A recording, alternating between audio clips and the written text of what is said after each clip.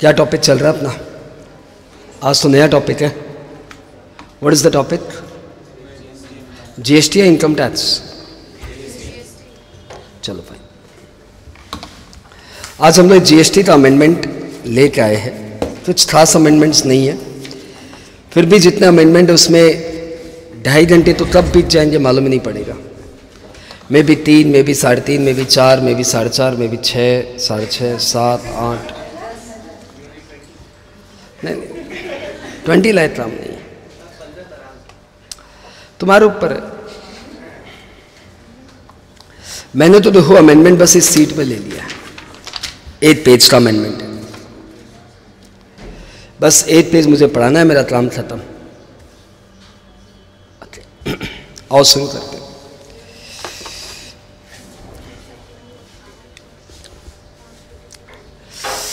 What is the theme?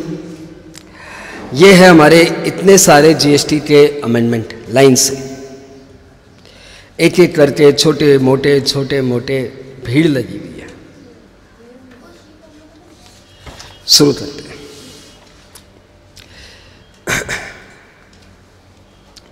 करना क्या है, दो टॉपिक जो है वो अमेंडमेंट टॉपिक्स को हम लोग 2-3 पार्ट में डिवाइड करते हैं। Right now we are talking only about GST amendment, और किसी अमेंडमेंट की अभी हम लोग बात नहीं कर रहे हैं। यानी कस्टम अमेंडमेंट की बात इस वीडियो में तो एकदम नहीं होगी, इस क्लास में तो एकदम नहीं होगी। Okay nice. अमेंडमेंट में जो इस साल सबसे बड़ा अमेंडमेंट आया, जीएसटी अमेंडमेंट एक्ट, जो हमारे मैट में भर के दिया हुआ है, वो अमेंडमेंट एक्ट मई या जून एग्जाम के लिए एप्लीकेबल नहीं है।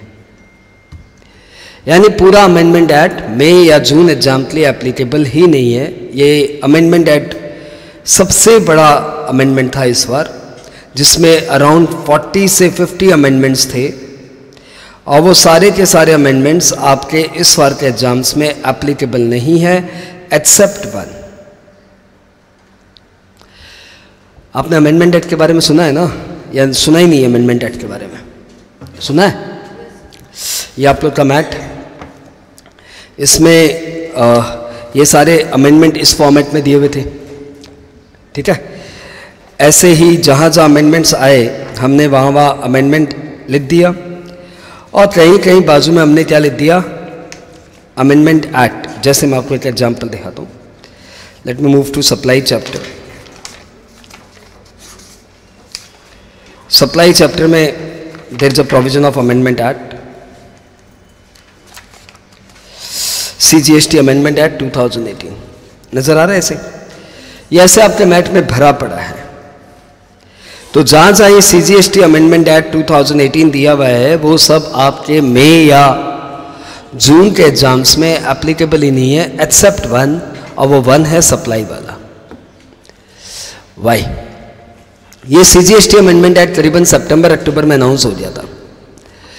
तो सितंबर-अक्टूबर में अनाउंस हो गया था, इसका मतलब ये हो गया था कि अक्टूबर के पहले का अमेंडमेंट है, एग्जाम्स में एप्लीकेबल है। लेकिन जब ये पास हुआ तो इन्होंने बोला this shall be applicable from a date to be notified, this shall be applicable from a date to be notified. और वो जो डेट नोटिफाई हुई वो डेट हुई फरवरी में, 1 फरवरी में। तो फाइनली ये सारे अमेंडमेंट रियलिटी में है, लेकिन फरवरी मंथ से एप्लीकेबल हुए हैं, इसलिए ये सारे के सारे अमेंडमेंट आपके एग्जाम के लिए इररेलेवेंट है, चाहे वो मई का एग्जाम हो, चाहे वो जून का एग्जाम हो। One thing clear. दूसरी बात, पर्टिकुलरली ये सप्लाई में जो अमेंडमेंट आया था, सप्लाई शेड्यूल 3 में, ये अमेंडमेंट पर्टिकुलरली इन्होंने बोल दिया applicable with retrospective effect from 1 जुलाई 2017। इसलिए सप्लाई वाले चैप्टर का जो अमेंडमेंट है that will be applicable for your exams. तो पूरे मैट में जहां जहां आपको अमेंडमेंट एक्ट दिया हुआ नजर आ रहा है, सीजीएसटी अमेंडमेंट एक्ट, वो आपके सिलेबस में नहीं है, except one, that is supply. Right? Okay, हमारा मैट तो बहुत पहले बन गया था, जुलाई में करीब में, तो हम लोग तो जुलाई और अगस्त में ये सोच लेते कि ये सब आ जाना चाहिए। बाद में नोटिफाई नहीं हुआ, चलो अच्छी बात है, सब मिला के बच्चों का भला हुआ नहीं। ओके, इसके अलावा आपके मैथ में जहाँ जहाँ अमेंडमेंट इस तरह का दिया हुआ है इस फॉन्ट में, वो सब आपके एग्जाम में रेलिवेंट है, ये सब आपके एग्जाम में रेलिवेंट है। Provided the date of amendment is up to 31 October 2018। यदि ये वाली डेट आपको नजर आ रही है, इससे पहले की डेट नजर आ रही है, तो ऑल दीज आर एप्लीकेबल। और इसमें CGST अमेंडमेंट एक्ट को छोड़ के बाद बाकी सभी में आपको यही डेट नजर आएगी। यानी इस मैट में जितने भी अमेंडमेंट्स दिए हुए सब के सब आपके एग्जाम में रेलिवेंट है, एक्सेप्ट CGST अमेंडमेंट एक्ट। और सारे के सारे अमेंडमेंट इसमें इनकॉर्पोरेटेड है, ऑलमोस्ट 95% प्रोबेबिलिटी में सारे अमेंडमेंट कवर्ड है। एक दो बातें होंगी तो आज अपने लिख लेंगे। बात क्लियर? जो पुराने टर्म्स के स्टूडेंट है उनके पास यदि ये वाला मैट नहीं है तो then they should go for this MAT. ये मैट है भी बड़ा प्यारा और ये पूरा अमेंडेड भी है। आओ, आज हमें बस इतने से अमेंडमेंट करने हैं, देखो भाई, बस इतने से खत्म। अब थोड़े से इतने से और खत्म, बस शुरू करते वन बाय वन। लिखना है क्या आप लोग को? लिखने का मन है? ये सीट तो मैं आपको दे दूंगा, इसमें तो कुछ है ही नहीं, ये तो हेड है सिर्फ। आओ वन बाय वन लेते हैं। अमेंडमेंट नंबर 1, किस एग्जाम में कितनी रेलिवेंसी है वो भी मैं बता दूंगा, एग्जाम में किस फॉर्म में पूछेगा ये भी मैं बता दूंगा। पहला, RTI जब हम लोग करते हैं तो 10 रुपये की फीस देते हैं। You know RTI, the term RTI मतलब राइट टू इंफॉर्मेशन। जब हम लोग RTI के लिए कहीं पे अप्लाई करते हैं तो वी पे सम मनी से 10 रुपीज। तो क्या इस 10 रुपीज पे GST लगेगा? सर डेली बेस में आपके लिए 10 रुपये कोई मायने नहीं रखते, लेकिन डेली में 10-10 रुपये की कितनी करोड़ों रुपए की ITI हो रही है, तो क्या इसमें कंट्री को GST मिलने वाला है? Answer is no, RTI is not subject to GST। So RTI is exempted. आपने लिख लिया? अरे लिख लिया क्या? गुड, आपने लिख लिया RTI इज एग्जाम्प्टेड। ठीक, किस फॉर्मेट में आएगा? ऑब्जेक्टिव, और तो कोई फॉर्मेट ही नहीं इसलिए। Supply of art work, amendment में स्कैटर्ड लेकर आ रहा हूं, चैप्टर वाइज लेकर नहीं आ रहा हूं। स्कैटर्ड अमेंडमेंट लेकर आने का फायदा यह है कि आप भी चैप्टर्स स्कैटर्ड वे में छू रहे हो, तो आपके दिमाग में पूरा रनअप हो रहा है पूरा GST।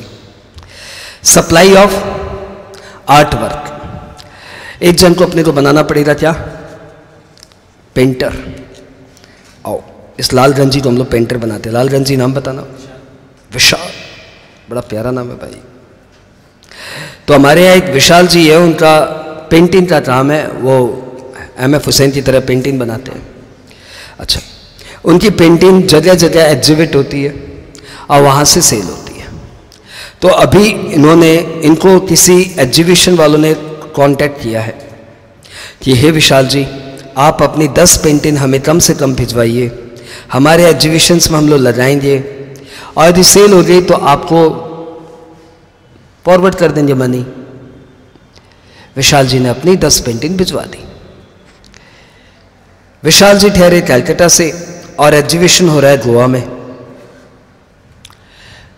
अब विशाल जी ने यहां से जो 10 पेंटिंग भिजवाई, कहां? गोवा में। Is it supply? Louder. Problem ये आ रही है कि प्रिंसिपल यदि एजेंट को माल भेजे तो this will be treated as supply. यहां पे विशाल जी ने एग्जीबिटर को ये क्या भेजा है? पेंटिंग्स भेजी है, तो क्या ये सप्लाई मानी जाएगी? देयर वाज अ डिबेट, तो लॉ ने क्लियर किया कि एग्जीबिशन में यदि आप सामान भेजते हो तो this is not a supply. क्योंकि ऐसे तो इन पेंटर महोदय की पेंटिंग्स हर तरफ जाती रहती है, आए दिन एग्जीबिशंस लगते रहते हैं, तो हर जगह ये यदि GST देंगे और वापस माल 70% केसेस में तो रिटर्न ही आता है, ऐसी ये पेंटिंग बनाते हैं। उपाय क्या है? तो 70 या 90% केसेस में इनकी पेंटिंग वापस आ जाती है, भाई साहब एक भी नहीं बिका, ले जाओ। तो फिर बार GST देना, फिर GST रिटर्न क्लेम करना, इससे अच्छा एग्जीबिशन में माल जाए तो GST लगेगा ही नहीं। ऑब्वियसली एग्जीबिशन में सेल हो गया तो इनका GST लग जाएगा। क्लियर? याद रहेगा? किसी लिखने की दरकार है? नहीं, ये आपने जो सोचा था वही है। फिर भी यदि आपके मन में है तो लिख लो, supply of art work for exhibition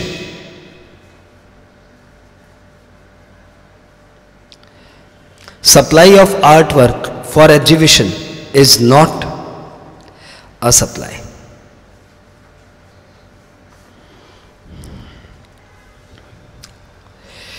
यानी आपने जो आर्ट वर्क वहां भिजवाया है वो सप्लाई नहीं माना जाएगा। ऑब्वियसली एग्जीबिशन में सेल हो गया तो जीएसटी लग जाएगा। अच्छा, कॉन्ट्रेरियली सपोज इनकी कोई एग्जीबिशन में तो डिमांड आती नहीं है, इनकी पेंटिंग कोई लेता ही नहीं है, कोई बुलाते ही नहीं है इनको पेंटिंग के लिए, तो ऐसे में विशाल जी क्या करते हैं, खुद ही अपने जगह जगह जा जा के एग्जीबिशंस लगाते हैं, खुद ही अपनी जगह जगह जाके एग्जीबिशंस लगाते हैं।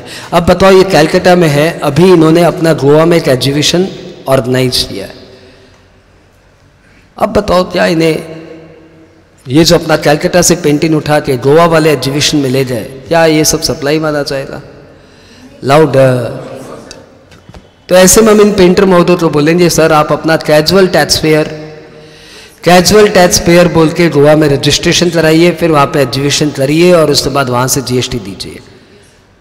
इस तरीके से इन्हें वर्कआउट करना पड़ेगा, ठीक है। हॉस्पिटल्स को लेके ना एक क्वेश्चन इस बार आएगा, आप मान लीजिए। इतना इसका प्रोपोगंडा हुआ है, इतना खींच के इंस्टीट्यूट ने इसके बारे में लिखा है कि दिस इज प्रोबेबल कि इस बार एग्जाम में हिट करेगा। हॉस्पिटल में किस तरह की बातें हो रही है? सर हेल्थ केयर सर्विस में क्या बात हो रही है, एक बार आप देख लो। पहली बात, ये क्या हॉस्पिटल है, यहां पे दो तरह की मेन एक्टिविटी हो रही है। एक तो ये बेड दे रहे हैं और केयर टेकिंग दे रहे हैं, एक ये डॉक्टर की मेडिकल सर्विस दे रहे हैं, मेडिसिन्स दे रहे हैं, टेस्टिंग दे रहे हैं, और एक ये फूड एंड बेवरेजेस दे रहे हैं।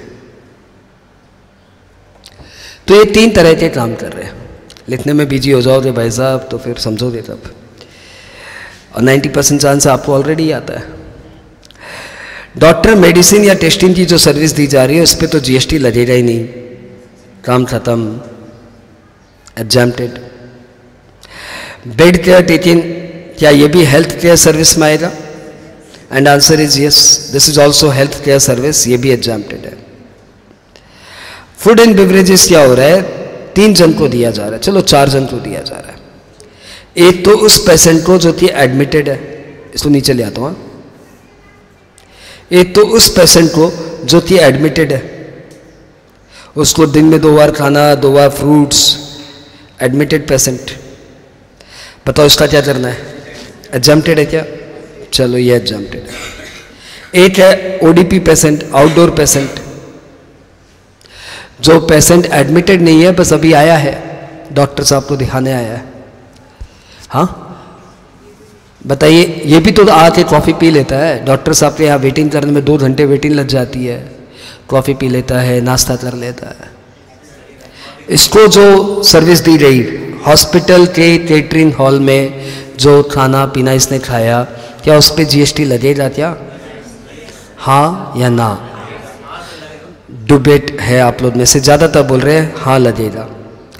अच्छा, डॉक्टर्स भी यहीं पे खा लेते हैं, डॉक्टर्स एंड स्टाफ भी यहीं पे खा लेते हैं। अब बताओ, इन्हें जो फूडिंग सर्विस दी जा रही है, क्या इस पे जीएसटी लगेगा क्या? और खास करके गेस्ट जो मिलने आते हैं, भीड़ भड़का, ये लोग भी यहीं पे आके खा लेते हैं। इन्हें तो ये तो खाने ही जाते हैं, और क्या आउटडोर है। पेशेंट तो नाम क्या है, चल कॉफ़ी पीवा आपा। अब बताओ, जो कॉफ़ी पी रहे हैं इस पे जीएसटी लगेगा क्या? एंड आंसर इज, इसमें तो आपने यूनानिमसली बोला टैक्सेबल, आई से टैक्सेबल। ओडीपी में आप थोड़ा डिबेट पे थे, आंसर इज टैक्सेबल। डॉक्टर और स्टाफ ऑब्वियसली यदि ये भी वहाँ पे केटरिंग में पेमेंट करके खा रहे हैं तो दिस इज टैक्सेबल, और फ्री में खा रहे तो obviously service provided by employer to employee पर विजिट काउंटर में चला जाएगा। 50,000 तक की परक्विजिट है तो एग्जाम्प्टेड है, 50,000 से ऊपर की परक्विजिट है तो एग्जाम्प्टेड है। लेकिन मोस्ट प्रोबेबली ये लोग भी पेमेंट देके हारे हैं, पेमेंट देके हारे हैं तो टैक्स है। सिर्फ एडमिटेड पेशेंट के लिए this is exempted. I hope ये क्लियर। ओके, एक कॉन्सेप्ट और आ रहा है जहां पे हॉस्पिटल अरेंजमेंट वाला काम कर रहा है। पेशेंट आया, बीमार है, हॉस्पिटल ने डॉक्टर की सर्विस हायर की, डॉक्टर ने पेशेंट को पेमेंट कर दिया, पेशेंट को सर्विस दे दी, पेशेंट ने हॉस्पिटल को पेमेंट कर दिया, हॉस्पिटल ने डॉक्टर को पेमेंट कर दिया। पेशेंट ने हॉस्पिटल को पेमेंट किया 10,000, हॉस्पिटल ने डॉक्टर को पेमेंट किया 6,000। इसका मतलब ये हुआ कि पेशेंट ने हॉस्पिटल को जो पेमेंट किया that is a health care service and this is exempted. लेकिन हॉस्पिटल ने जो डॉक्टर को पेमेंट किया that is a professional service. हाँ बोलो, बताइए क्या इस पे जीएसटी लगेगा क्या? यही तो पूछेगा इस बार एग्जाम में कि जो हॉस्पिटल ने डॉक्टर को पेमेंट किया for visiting the hospital and verifying या जो भी पेशेंट को उसने सर्विस दी, ऑपरेटिंग पेशेंट एक्सेट्रा, क्या इस पे जीएसटी लगेगा क्या? And answer is this is also health care service and this is exempted. This is exempted. Finally patient ने जो हॉस्पिटल को पेमेंट किया दैट इज एग्जाम्प्टेड, हॉस्पिटल ने जो डॉक्टर को पेमेंट किया, टीडीएस वीडीएस कटेगा वो सब बात छोड़ दो। हाँ, जीएसटी में this is exempted. Income tax का टीडीएस कटेगा उससे मेरा मतलब नहीं है, जीएसटी में दिस इज एग्जाम्प्टेड। बात क्लियर? ओके, एक और ले लेते हैं। हॉस्पिटल ने अपने यहां मशीनरीज इक्विपमेंट्स लगा दिया है, ऑपरेशन थिएटर बना दिया है विथ ऑल फैसिलिटीज। पेशेंट लेके डॉक्टर अपना आता है, डॉक्टर अपना पेशेंट खुद लेके आता है और पेशेंट डायरेक्ट डॉक्टर को पेमेंट करता है 50,000 रुपया, चलो 2.5 लाख रुपया, और डॉक्टर इस 2.5 लाख में से 1 लाख रुपया ऑपरेशन थिएटर का रेंट दे देता है। तो क्या इस रेंट पे अल्टीमेटली पेशेंट का इलाज कहाँ हुआ? हॉस्पिटल में हुआ।